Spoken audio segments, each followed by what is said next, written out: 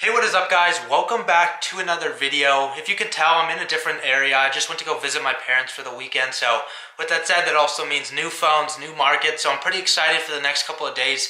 I got here like 2 hours ago and I already bought a 6 Plus for 180, 64 gigabytes. So different markets means new buyers, and obviously there's not many people here where my parents live, so obviously I'm going to be taking over the market for the next couple of days, which is pretty cool. So I can make an extra maybe 1 or 2 grand in the next 3-4 days, which is pretty cool if I really grind.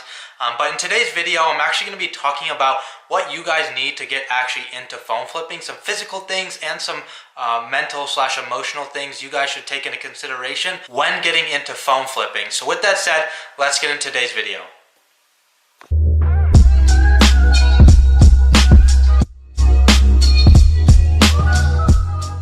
So before I get into it, I actually forgot to mention it in the intro, but if you guys have any questions, I'm going to be using this video as kind of like a Q&A type video, or to prepare for a Q&A video. So if you have any questions about phone flipping, if there's anything that I haven't mentioned you're just curious about, so leave a comment down below, leave that question in that comment section, and I'm going to be I might not respond to it actually in the comment section, but I'll probably make a video out of it. I just really want to know what you guys want to learn. So as I mentioned before, there's actually a couple things you need to actually have in your hand and kind of emotionally you need to understand before getting into phone flipping, because I think all of these aspects are very important to create a successful business and to be able to make an extra side income for you guys. And some of these things I didn't have in the beginning and they definitely affected me, so that's why I'm creating this video, simply just to help you guys have a great start off to it, avoid as many scams as possible, and just have the right actual things to go into a phone flipping meeting for the first time. So the first thing you're going to need is obviously money, and I recommend having about 60 to $100 in your pocket. Go out and buy an iPhone 6. Whatever gigabyte, doesn't really matter, just to try to avoid Sprint carrier. But go buy a cheap phone, an older generation phone, maybe even a 5 or an SE if you can find the right deal for it. But take $60 to $100 and just kind of allot that to phone flipping, because if that turns successful, you're going to be able to grow that exponentially, and then you're getting into the business of actually buying and reselling phones, and it'll just basically grow exponentially from there. The second point is obviously you're just going to need a cell phone, because if you don't know, in this industry you're going to be using a lot of local apps to be looking for phones, such as Craigslist, which obviously you could do on your computer also, but Facebook Marketplace, OfferUp, and Letgo. And with these apps, you basically need your cell phone to basically use these apps, go on them, post ads, and then you're going to be able to have people come to you with some phones. So obviously you need a cell phone, and having your own cell phone is obviously great to be able to look at different information on the phone, like where to find the IMEI, where to find iCloud. If you guys don't know where that information is, just use your own iPhone or whatever your phone you have. Look for any questions you might have during phone flipping, because a lot of it you could just use with your own cell phone. And obviously during iPhone meetups, you want to look up things like the IMEI, see if it has an account balance on it. So obviously you're going to need to bring your cell phone to the iPhone meetup to be able to look for that information. And that's one reason I meet at places like a Starbucks or a McDonald's that are at a carrier store, simply because they have that public Wi-Fi. So when I go and actually put in the SIM card of a phone, you can use that community Wi-Fi. You don't have to have a SIM card with an active 4G LTE network connection on it. So you always want to go in a place with a Wi-Fi. And that obviously you can count that as another point, is before you go into a meetup, agree on a place that has Wi-Fi. Another thing you're going to need is pictures for your actual ads. And if you have an iPhone yourself and have 60 to $100, what I recommend is going and taking a picture with the iPhone or just any Apple device and putting cash next to it. It's pretty simple. Just take it with your cell phone.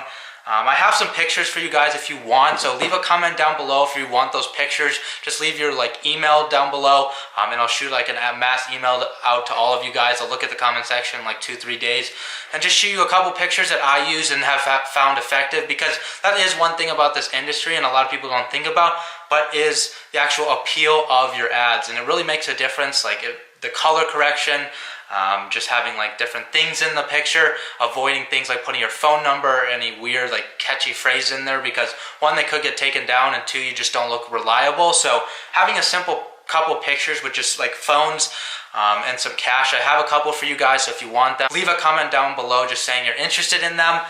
But the next point is having a checklist before you're actually going to go on your first iPhone meetup. So if you're new here, obviously you haven't done a meetup or anything, you want to have something to be able to prepare yourself, because going into an iPhone meetup, there's a lot of things you need to know. And I created a video on that. It's called iPhone Buyer Checklist. I think that's what the thumbnail says. Just look for that video, and I basically give you a rundown on my whiteboard. You can screenshot that and like print it out if you want, or just keep it on your cell phone. And bring it to your first iPhone meetup, because there's a bunch of things, like 9-10 things you need to check for in an iPhone to make sure you're getting like a legitimate phone. And if any of those things go wrong, you can still buy the phone. You just have to appraise it differently on site. So having that eBay app on your phone is definitely a key thing.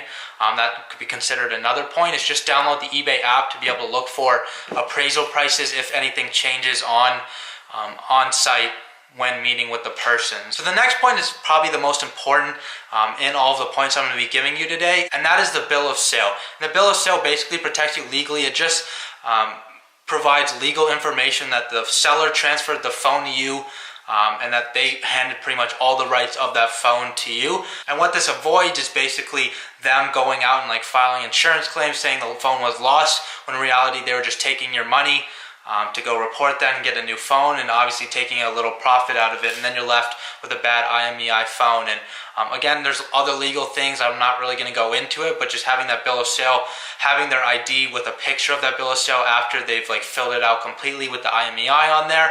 And if you don't know much about the bill of sale, I created a video on that a couple of videos ago, something about, I don't know the exact title, but if you guys want to watch that, definitely go give a look.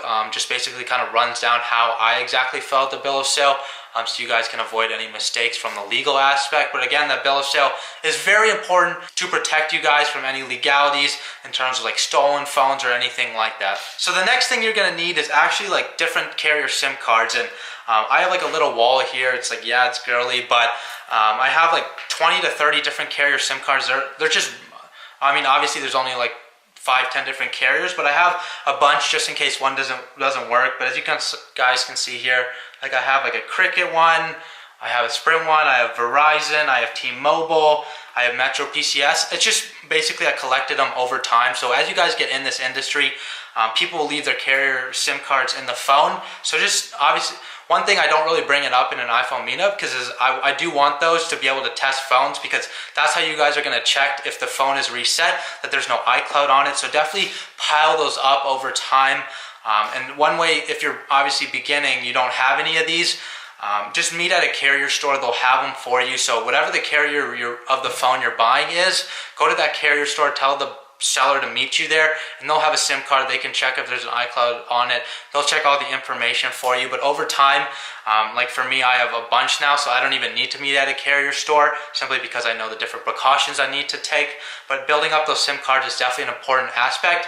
And with that said, you need something like a paper clip, or I have like this little pokey thing that I will stick into the SIM card slot, basically to put in the SIM card on site, because nobody really has a paper clip laying around. So I just have I put it in my little quote-unquote purse here that I bring to every meetup, and I have this in here just so I have something to open the phone up and actually test if there's an iCloud on it.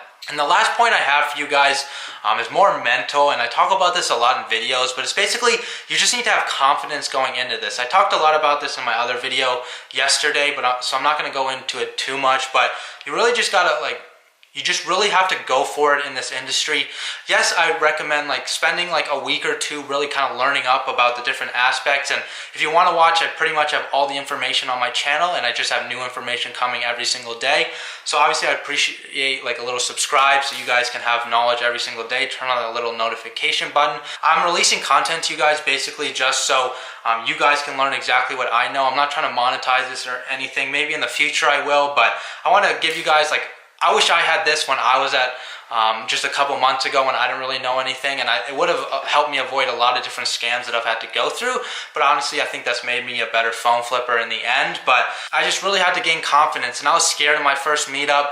I was shaking. It took longer. It took like 20-25 minutes, and the person was getting frustrated. I didn't really know what to do.